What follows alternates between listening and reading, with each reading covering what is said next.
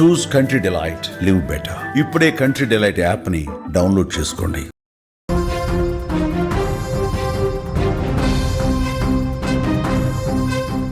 Breaking news చూస్తున్నాం. మధ్యతరగతి ప్రజలకు శుభవార్త.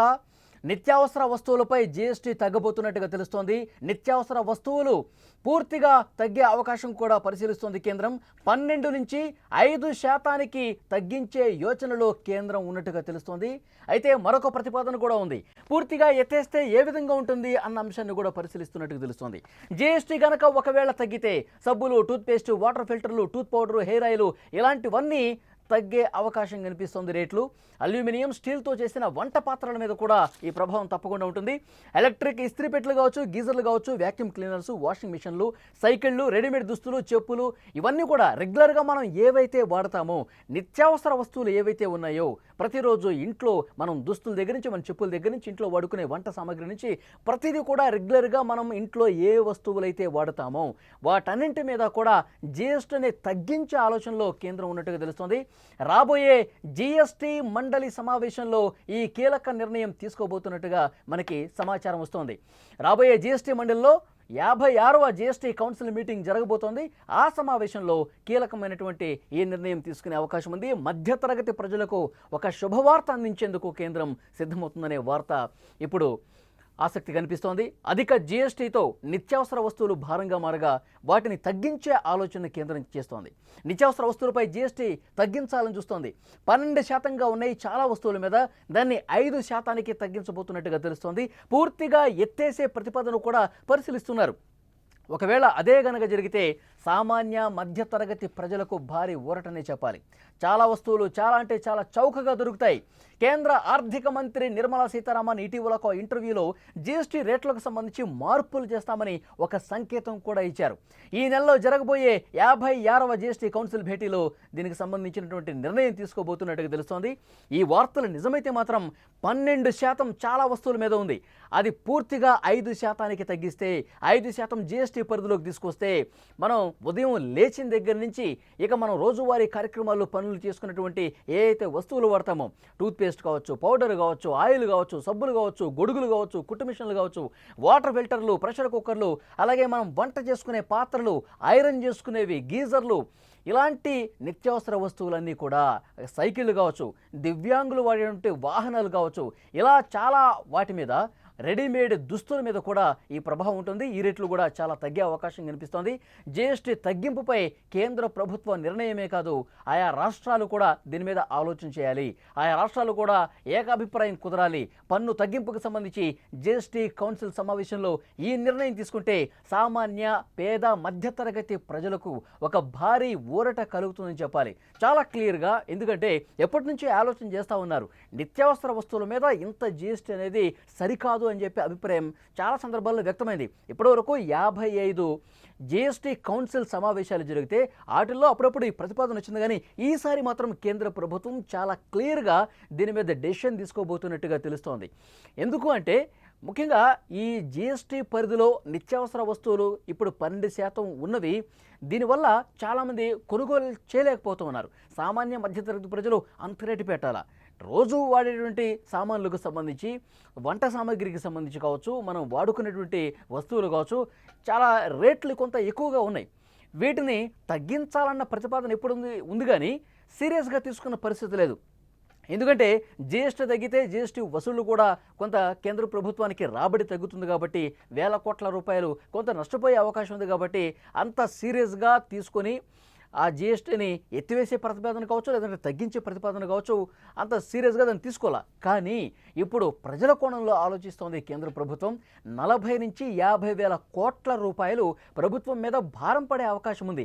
అయినప్పటికీ కూడా ప్రజలకు మేలు చేసే దాంట్లో భాగంగా ముఖ్యంగా పేద మధ్యతరగతి ప్రజలకు కొంత వెసులుబాటు కల్పించాలన్నటువంటి ఉద్దేశంతో వాళ్ళకి కొనుగోలు శక్తి పెరగాలి. 12 నుంచి ఒకవేళ 5% తగ్గించారనుకోండి, చాలా వరకు రేట్లు తగ్గుతాయి. సో ప్రజలు కూడా కొనుక్కుంటారు. షాపింగ్ మాల్స్లో కావచ్చు, బయట కావచ్చు, నిత్యావసర వస్తువులు వాళ్ళు కొనుగోలు శక్తి పెరుగుతుంది. రేట్లు తక్కువ వస్తే 3 వస్తువులు కొనే చోట 10 వస్తువులు కొంటారు, 4 జతలు కొనే చోట 8 జతలు కొంటారు. ఇట్లా వాళ్ళ కొనుగోలు శక్తి కూడా పెరుగుతుంది. సో దానివల్ల ప్రభుత్వానికి కూడా కొంత రాబడి వచ్చే అవకాశం కనిపిస్తుంది. జీఎస్టీ రాబడి కూడా పెరిగే అవకాశం ఉంది. ఎందుకంటే 12 నుంచి 5% తగ్గితే చాలా వరకు ప్రజలకు ఉపశమనం కలిగే అవకాశం ఉంది. సో ఈ కోణంలోనే ప్రభుత్వం ఆలోచిస్తోంది. ఒకవేళ పూర్తిగా ఎత్తేస్తే మాత్రం అది నిజంగా వండర్ఫుల్ అని చెప్పాలి. పేద మధ్యతరగతి ప్రజలకి ఇలా ముఖ్యమైన రోజువారీ కొనుగోలు చేసేటువంటి వస్తువుల మీద పూర్తిగా జీఎస్టీ ఎత్తివేస్తే చాలా అంటే చాలా పెద్ద నిర్ణయం అని చెప్పాలి. ప్రజలకు అతిపెద్ద ఉపశమనంగా దీన్ని భావించే అవకాశం కనిపిస్తోంది. ఇలాంటి నిర్ణయం ఒకవేళ తీసుకుంటే గనక హర్షాతిరేకాలు వ్యక్తమవుతాయి. ప్రజలు కొంత సంబరాలు తీసుకునే పరిస్థితి కూడా ఉంటుంది. మధ్యతరగతి ప్రజలకు ఈ శుభవార్త అందే అవకాశం చాలా స్పష్టంగా కనిపిస్తుంది. మరొక వైపు ఏకాభిప్రాయం ముఖ్యం. జీఎస్టీ కౌన్సిల్ భేటీలో రాష్ట్ర ప్రభుత్వాల పాత్ర కూడా చాలా కీలకం. ఈ డెసిషన్ తీసుకోవాలంటే రాష్ట్రాలు కూడా పూర్తిగా అంగీకరించాలి. ఒక కేంద్ర ప్రభుత్వం తీసుకుంటే సరిపోదు. ఎందుకంటే ఒక నిర్ణయానికి సంబంధించి ఈ సమావేశంలో పాల్గొన్న ఆయా రాష్ట్రాల్లో కూడా దానికి సుముఖత వ్యక్తం చేస్తే ఈ ప్రాసెస్ చాలా ఈజీ అయిపోతుంది. రాష్ట్ర ప్రభుత్వాలు కూడా ఈ రకంగా ఆలోచన చేయాల్సినటువంటి అవసరం ఉందని కేంద్రం చెప్తుంది. ఇప్పటి వరకు జీఎస్టీ కౌన్సిల్లో ఒకసారి ఓటింగ్ జరిగింది. ఇప్పుడు మళ్ళీ ఒకవేళ సానుకూలత ఇతర రాష్ట్రాల నుంచి రాకపోతే ఓటింగ్ చేసే పరిస్థితి ఉంటుంది. ఆ ఓటింగ్లో మెజారిటీ రాష్ట్రాలు కనుక కేంద్ర ప్రభుత్వం తీసుకున్నటువంటి ఈ నిర్ణయానికి అనుకూలంగా ఓటు వేస్తే సో డెఫినెట్గా 4-5 రాష్ట్రాలు ఏమన్నా దీన్ని వ్యతిరేకించినా సరే ఈ కేంద్ర ప్రభుత్వం తీసుకున్న నిర్ణయం అమల్లోకి వచ్చే అవకాశం కనిపిస్తోంది. సో మధ్యతరగతి ప్రజలకు ఒక శుభవార్త అతి త్వరలోనే అందే అవకాశం కనిపిస్తోంది. అధిక జీఎస్టీతో నిత్యావసర వస్తువులు ఇప్పటికు కొంత భారంగా బారిపరుస్తోంది. వాటిని తగ్గించే ఆలోచనను కేంద్ర ప్రభుత్వం చేస్తోంది. నిత్యావసర వస్తువులపై జీఎస్టీ తగ్గించాలని ఎప్పటి నుంచో వాదన ఉంది. 12 నుంచి 5% కుదిరితే గనక మొత్తం ఆ జీఎస్టీని గూడ్స్ అండ్ సర్వీసెస్ ట్యాక్స్ని పూర్తిగా తగ్గించే ఆలోచన కూడా, లేదంటే పూర్తిగా ఆ జీఎస్టీని ఎత్తేసే ఆలోచన కూడా కేంద్ర ప్రభుత్వం చేస్తుంది. ఒకవేళ ఈ నిర్ణయం తీసుకుంటే చాలా వస్తువులు పూర్తిగా తగ్గిపోయే అవకాశం కనిపిస్తోంది. ఆ రేట్లు కనుక భారీగా తగ్గితే పేద మధ్యతరగతి ప్రజలకు అతిపెద్ద ఉపశమనం కేంద్ర ప్రభుత్వం కల్పించినటువంటి పరిస్థితి ఉంటుంది. ఈ మధ్యకాలంలో చాలా అంటే చాలా రేట్లు పెరిగిపోయిన పరిస్థితి ఉంది. ఒక షాపింగ్కి వెళ్తే 1000 రూపాయలు ఇంతకుముందు బిల్ అయ్యేది ఉంటే ఈ జీఎస్టీ వల్ల దాని మీద వేస్తున్న 12% వల్ల అది 1600, 1700 ఈ విధంగా బిల్ వచ్చే అవకాశం ఉంది. ఇప్పుడు మళ్ళీ ఆ జీఎస్టీని ఎత్తివేస్తే 2000 బిల్ అయ్యే చోట కేవలం 1000 రూపాయలు మాత్రమే బిల్ కట్టే అవకాశం ఉంటుంది.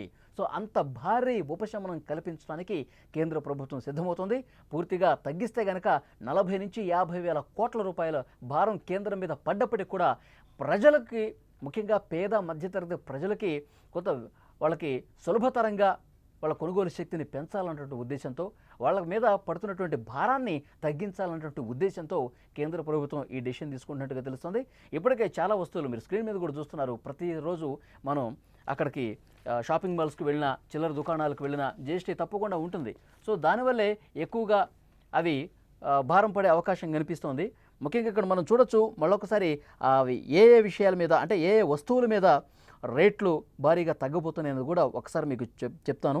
టూత్ పౌడర్ కావచ్చు, హెయిర్ ఆయిల్ కావచ్చు, సబ్బులు కావచ్చు, నెయ్యి కావచ్చు, టూత్పేస్టు, వాటర్ ఫిల్టర్లు, ప్యూరిఫైయర్సు, ప్రెషర్ కుక్కర్సు, అల్యూమినియం, స్టీల్తో చేసిన వంట పాత్రలు, ఎలక్ట్రిక్ ఇస్త్రీ పెట్టెలు, గీజర్లు, వ్యాక్యూమ్ క్లీనర్లు, వాషింగ్ మిషన్లు, అలాగే సైకిళ్ళు, దివ్యాంగులు వాడే వాహనాలు కావచ్చు, రెడీమేడ్ దుస్తులు కావచ్చు, టీకాలు కావచ్చు, చెప్పులు కావచ్చు, హెచ్ఐవి, హెపటైటిస్, టీబీ డయాగ్నోస్టిక్ కిట్లు కావచ్చు, కొన్ని ఆయుర్వేద, యునానీ మందులు, డ్రాయింగు, కలరింగ్ పుస్తకాలు, రెడీమిక్స్ కాంక్రీటు, ప్రీ ఫ్యాబ్రికేటెడ్ భవనాలు, వ్యవసాయ పనిముట్లు, ప్యాకేజ్డ్ ఆహారం, సోలార్ వాటర్ హీటర్లు, ఇవన్నీ కూడా భారీగా తగ్గే అవకాశం ఉంది.